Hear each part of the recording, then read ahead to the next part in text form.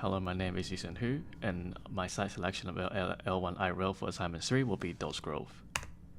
To start with acknowledging our country, I acknowledge and pay my respect to the Gadigal people of Eora Nation, a traditional custodian and unceded land. Where University of Sydney reside, this land always was and always will be Aboriginal land. In the macro scale location map, it is shown that Dulwich Grove is actually sitting at the southern end of the L1 light rail line toward Dulwich Hillside. Before moving to the micro scale, I'll start with the topography map with the old tramway overlay showing two key facts. First is the topography of the land. Although topography lines suggest a 20-meter difference in contour, the new Canterbury Road is relatively flat to sustain us both of the railroad and the tramway. The second piece of information is the extension of the tramway toward Water Hill. It provides extra catchment, more opportunity for labor, and easier transport for residents.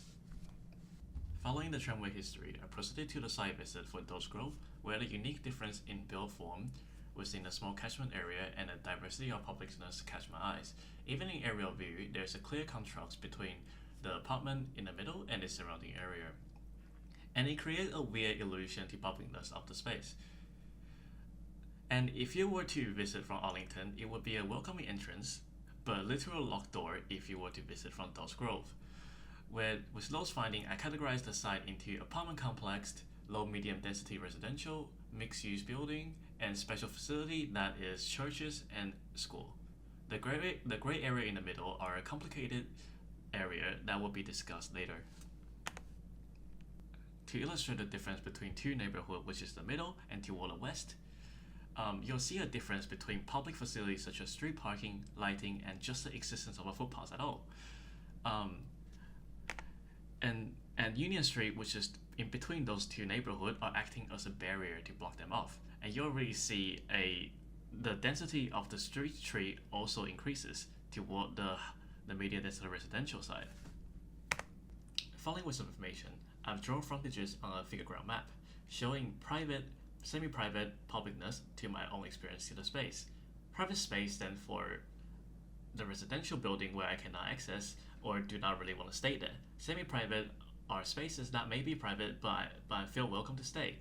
Public space are usually just commercial building and space that you feel free to stay in.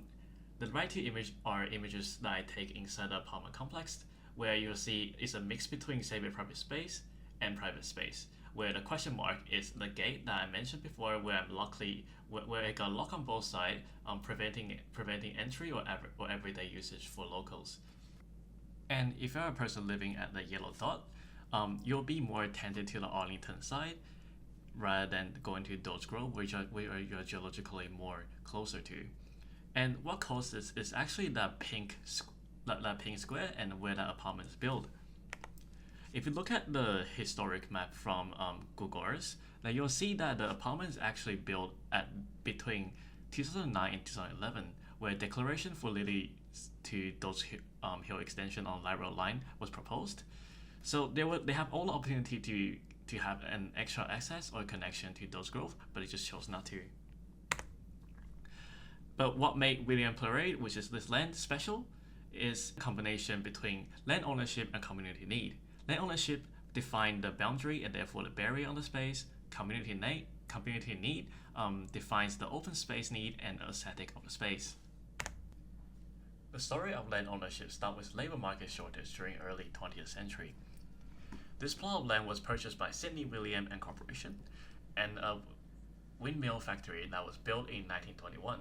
As in 1943 historic imagery, an arrangement of industrial building was built and a branch of the goods line was actually built along those buildings. Interestingly, that branch from the goods line has become the passage and where the end of the gate that's shown before it was. The history of this land is especially important as this large lot of land would not exist if one of each form of transport was not there. The goods line provides resources and export opportunity, while New Canterbury Road and tramway provide transport modes for workers.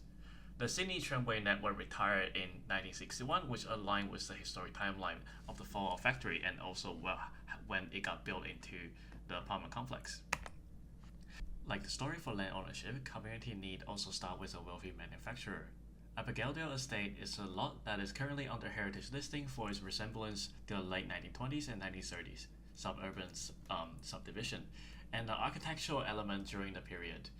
However, it was originally a luxurious garden and exotic architecture built from Sir Hugh Dixon, a largest tobacco manufacturer in New South Wales. After he passed away, the local representative formed the Abergeldy Garden Campaign Committee. The campaign that Abergeldy Estate would be perfect as a national park that would serve and provide attraction to the metropolitan area. It will also be the next milestone for the Moore Park movement. However, the committee was disappointed that the government refused the proposal and proceeded to subdivide the land. Hence, the disappointment and need for Moore Park pushed onto Johnson's Park, Arlington Oval, and Lexington Reserve as the largest open space link in the area, which leads to the aesthetic and the apartment complex currently. But how good is the Abergeldy Estate? These three historic images show the exotic feature of the land and also how the aesthetic of the building is at the time. The Whittier Parade and development around Dulwich Grove actually follows the principle that was discussed by Bertolini in their research. His understanding of transport impact on urban development start with the understanding of different modes of transport and their pros and cons, where public transport and cars, while both high speed, are a trade between capacity and flexibility. However, with the introduction of walking and cycling, diversity become important. Hence, the transport land use feedback cycle is introduced. For any urban development with growing density, when placing the research on the site within the cycle, the history will fit into the chart. For our site, it would be starting with the tramway and goods line in accessibility, which is New Canterbury Road, followed by land use for the industrial building and activity increases in the first cycle. The second cycle starts with the less need for industrial building at the end of 20th century, followed by the need and more open space, and furthermore no need for public transport, which affect land use become residential. But when it becomes residential, the activity shift to change land use, which the density increased and light rail was built.